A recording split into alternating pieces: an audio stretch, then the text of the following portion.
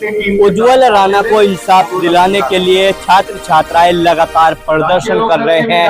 हमारे साथ प्रदर्शन कर रहे कुछ छात्राएं मौजूद हैं जो पूरे घटनाक्रम की चश्मदीद भी है और पूरे घटनाक्रम को अपनी आंखों से देखा है। इनसे सीधा बात करके और समझने की कोशिश करते हैं कि आखिरकार उज्ज्वल राणा के साथ उस दिन क्या कुछ पूरा मामला हुआ था। क्या नाम है आपका? सानिया त्यागी।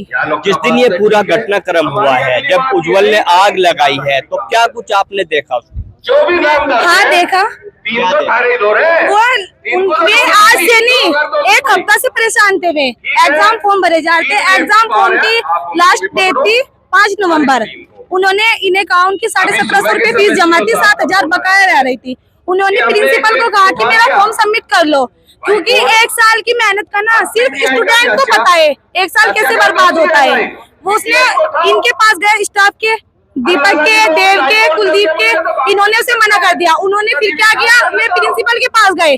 प्रिंसिपल को बोलना चाहिए था। उन्होंने क्या बोला उसको कि जब तेरे पास पैसे नहीं है, तू गरीब है, तो तुझे पढ़ने का अधिकार नहीं है। आप ये बताइए, अगर जो गरीब है तो पढ़ने का अधिकार नहीं है बच्चों को।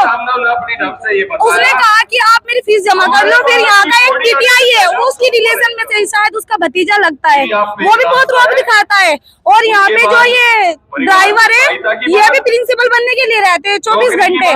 दूसरी बात, उसने प्रिंसिपल ने बच्चों को कहा जो भी इस बच्चे का साथ देगा मैं उस बच्चे को रेस्टिकेट कर दूंगा।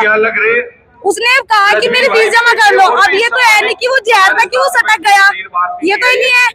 उसने तेल भी डालना होगा, उसने आग भी लगाई। जब उसने लेटर भी जलाया तो प्रिंसिपल के एक देव सर है, उन्होंने उन्हें धक्का दिया।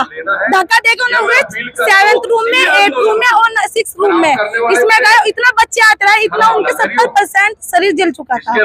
लेकिन जिस तरह से आप और मास्टरों के बारे में भी बातें बता रही हैं, क्या इस कॉलेज के जो टीचर्स हैं उनका बच्चों के साथ, छात्र छात्राओं के साथ व्यवहार ठीक नहीं है? नहीं, ठीक नहीं है, किसी का भी व्यवहार ठीक नहीं है। बच्चों से प्रोजेक्ट का टाइम होता है, 500 रुपए, 600 रुपए, 1200 रुपए लेते हैं। और क्या करते हैं, ओनली बच्चों के साइन, ना उनका वाइवा होता, ना उनसे कुछ पूछा जाता। और इतनी जगह इतने लेक्चर देते हैं सर। एक सारे हमारे 45 मिनट का लेक्चर होता है, सारा टाइम भी लेक्चर देने में निकाल देते हैं कि तुम्हारे पास डिग्री आ जाएगी। उस टाइम उनकी डिग्री कहाँ गई थी? उस टाइम ये भी तो वहीं पे थे, मैं कह नहीं सके थे, रोक नहीं सके थे। अगर जो मैं होती ना उस टाइम पे 80% इतने बदतमीज, प्रिंसिपल को बोलने की तमीज नहीं, गाली देता है, किसी के साथ भी अच्छे से नहीं बोलता। बिल्कुल, देखिए छात्राएं हैं, बता रही हैं, और भी छात्राएं यहाँ पे मौजूद है, इनसे भी हम बात करने की कोशिश करते हैं। क्या नाम है आपका? मेरा नाम नुकसार राजपूत। आपने उस दिन क्या कुछ देखा, क्या पूरा घटनाक्रम हुआ? उज्ज्वल भाई एग्जाम फॉर्म जमा करने के लिए आए थे जमा करने के लिए, पर प्रिंसिपल ने उन्हें धक्का मुक्की पीटा, छेदा, पर एग्जाम फॉर्म जमा नहीं करा।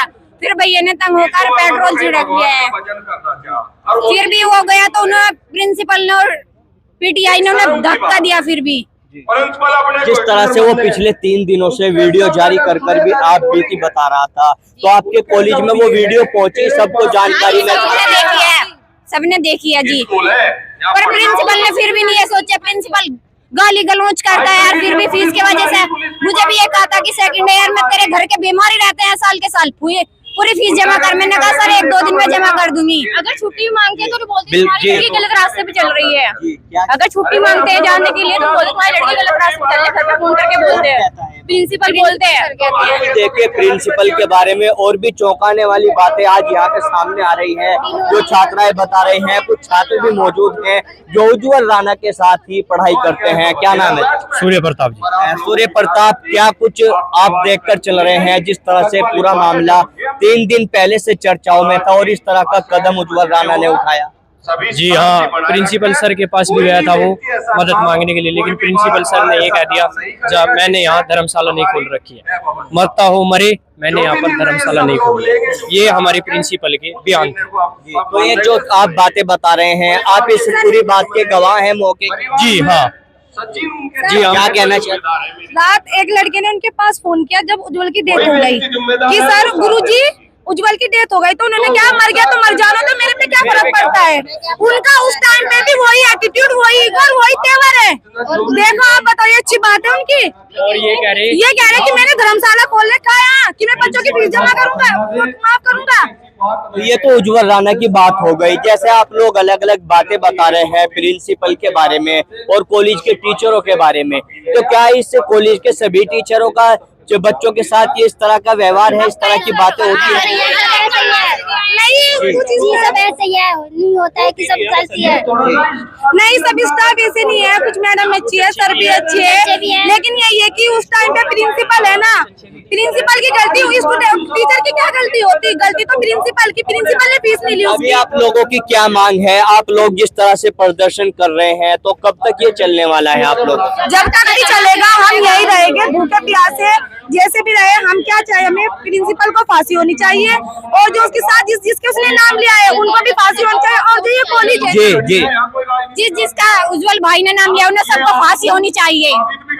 बिल्कुल, देखिए छात्र छात्राएं मौजूद हैं, प्रदर्शन लगातार यहाँ पे कर रहे हैं और मांग कर रहे हैं जब तक फांसी नहीं होती है, और फांसी की सीधी मांग कर रहे हैं। प्रदर्शन अभी न जाने कितनी देर ये चलने वाला है, ये भी देखने वाली बात होगी।